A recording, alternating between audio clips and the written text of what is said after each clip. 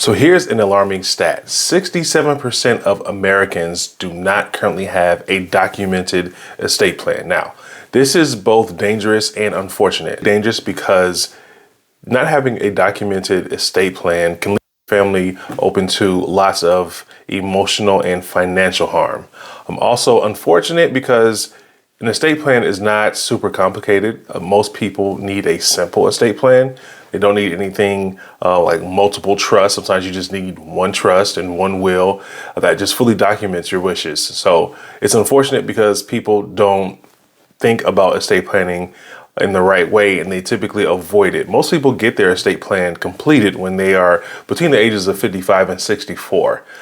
We all know that not everybody makes it to that age, and sometimes if you are at that age, something can happen to where you might be incapacitated for a while before death, and without power of attorneys, without proper documentation, again, that can leave your family worried about how to take care of things and worried about how to take care of you when there could have been an estate plan to carefully document your wishes and how you want things to go. So in this video, I want to talk about just estate planning basics, the simple things that you need to think about and understand in order to start developing an effective estate plan.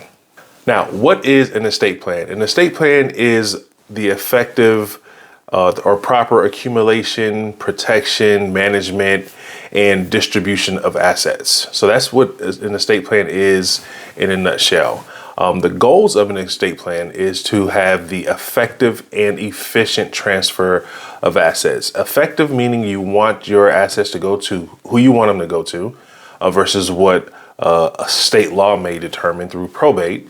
And also you want as much of your wealth to go to those people as possible. So you want to effectively minimize your costs so that most of your wealth, or as much as your wealth as possible, is being transferred to your loved ones and not being taken through taxes and costs. So the objectives is pretty simple. You want to transfer the assets in an effective and efficient way to the people who you want them to go to.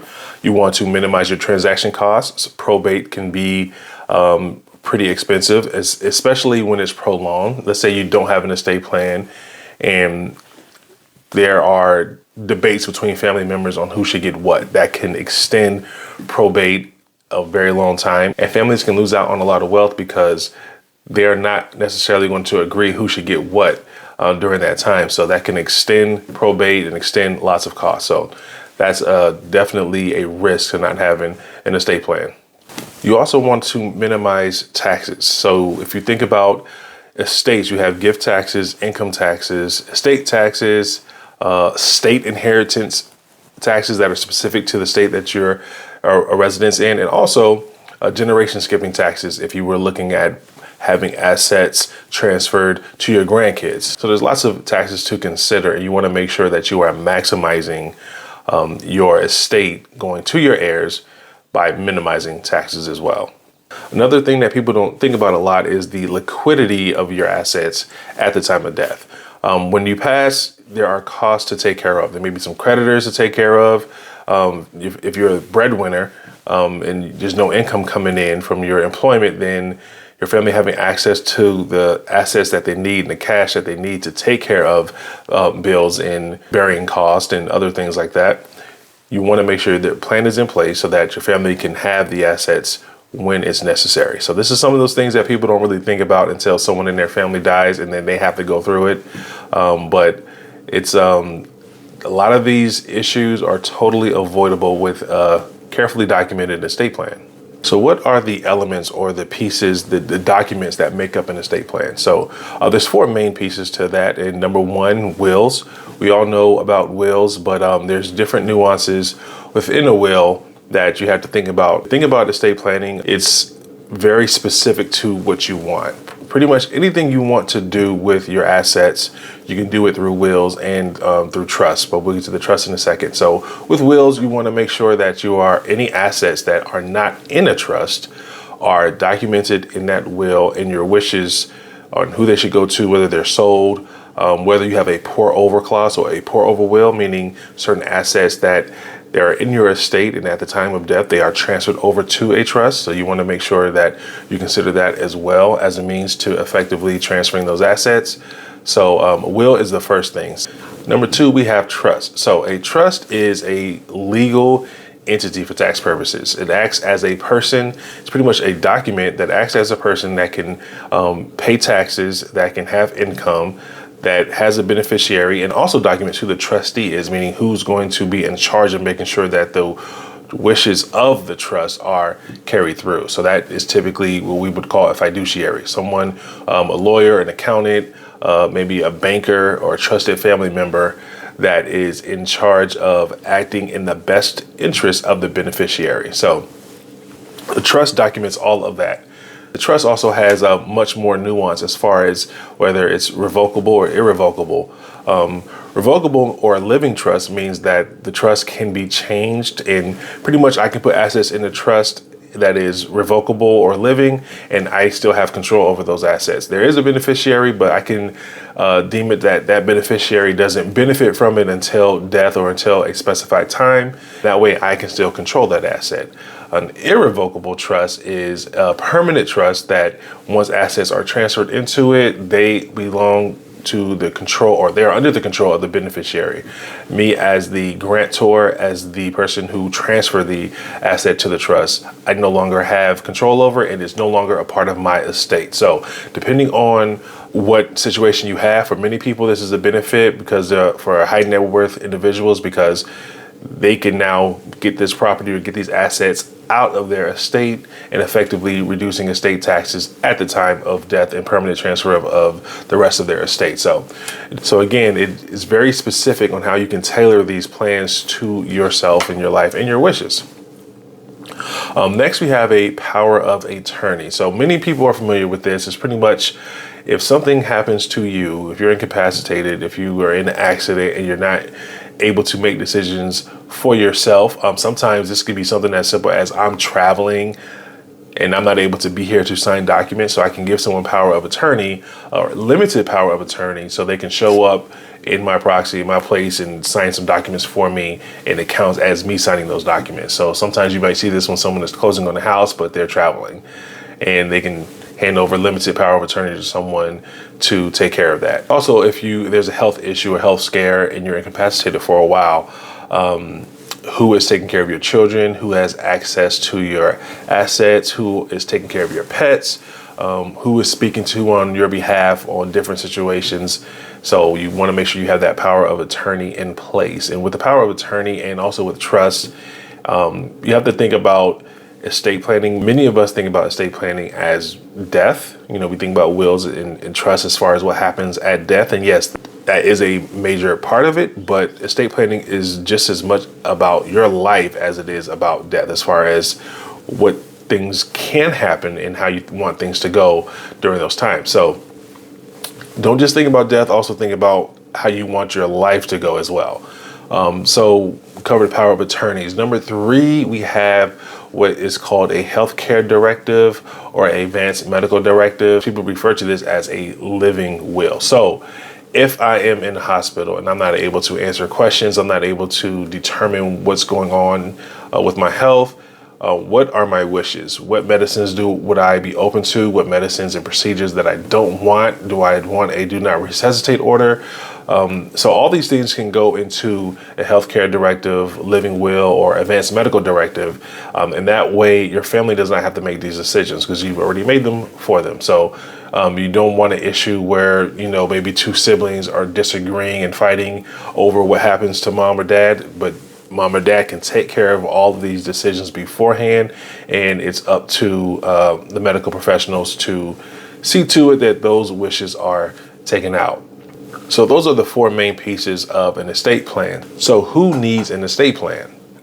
When you consider all of the elements of an estate plan, when it comes to health and assets and people speaking on your behalf, I would say everyone needs an estate plan. Again, estate planning is just as much about life as it is about death. It's not just about when you die what happens. It's about while you're still living, who has control of what, and how you can plan to effectively transfer those assets, even sometimes before death, depending on your situation. So everyone needs an estate plan. So what are the risks to not having an estate plan? So number one, your wishes will not be taken care of or fulfilled. It's not your wishes that's at the top of mind, depending on your situation, maybe family's wishes, who just has a different opinion about you as far as who should receive your assets or have access to it than you do. Also, you have to think about state probate laws or inheritance laws. If you don't have a will or don't have a trust, it's up to the state, it's up to a judge to determine who gets what based on the state inheritance laws or state probate laws. So if you want to avoid that and avoid those costs along with that, you need to have an estate plan in place that carefully documents what you want. So your wishes not being fulfilled is the number one risk. The number two risk to not having an estate plan is taxes. Estate planning is about the effective and efficient planning to minimize taxes. So again, you have gift taxes, estate taxes, specific state inheritance taxes you have to think about, and also generation skipping taxes. All these different things you have to consider when developing an estate plan. And if not, your estate, your hard-earned wealth can be stripped away or impacted by the excessive taxes that you would have to pay as those assets are being transferred versus your loved ones getting the maximum benefit of your hard-earned wealth. Three, your family not being provided for. The whole point of effective estate planning is to take care of your loved ones. If you don't do that, you might have excessive costs, long probate period, excessive taxes that are being paid that you did not desire to pay, and that your family now is getting a fraction of your wealth versus everything that you worked for. So you want to make sure that they're taken care of with effective estate planning. So the number four risk of not having an effective estate plan is the probate period, and specifically how the probate period or the process can tie up your assets, and your family does not have the liquidity that they need to cover the cost and cover expenses that they may have. And the probate process is pretty much the process of validating your will and making sure that assets are being distributed the way the will has stated. If you do not have a will, then everything is subject to state probate laws and state inheritance laws. And again, that can be a lengthy process. One of those things that can make that process lengthy is if you have creditors, the probate process is public. It is not private. This is why we know Chadwick Boseman and the result of his probate. And I heard a story recently about Barry White and how he was with someone and building a life with someone, but he had not divorced his ex-wife. So his assets went to the, not even ex-wife, excuse me, the wife that he was no longer with, that he never officially divorced. So it went to her. Now, I know this because this is public record and somebody spoke on it and I heard them speak on it. So probate process is not private, it's public. So if there are creditors and family members who are feuding or don't agree, they can cause a ruckus and show up and dispute. I had an issue in my family where there was a house that was being passed down by some family members, and they agreed that, hey, this person is going to live in the house or take care of the house, and some cousins disagreed and they filed a lawsuit, and now there's a dispute because there wasn't a will in place and there wasn't a documented agreement on who was going to get what. So this can tie up a significant amount of wealth, and it can last for years. Another example that I've seen where there was some land that was being passed down to the family, but there were some disagreements on the split of the land, split of the proceeds. And during this time, the value of the land dropped significantly. By the time it was actually sold and the family got it, they got pieces, or I should say they got a fraction what they could have received because of the years long process of the dispute between some of the siblings. So this is something that is a big risk to your wealth being transferred. You want to make sure that you have documents in place to avoid a lengthy and messy and also public probate process. If your assets are in a trust, that is private, and that transfers over without probate, without anybody having a say, because it's your say that's important when it's in a trust. So keep that in mind when you're thinking about an estate plan, and whether you need one or not, you definitely do. So if you're at the end of this video and you're thinking that you need an estate plan, check the link in the description and book a call with me. We can talk for about 15 to 30 minutes and I can answer some questions and help you decide on what an estate plan can look like and potentially offer some services that help develop a documented estate plan to protect you and your family. I hope this video was helpful to you and I look forward to seeing you in the next video.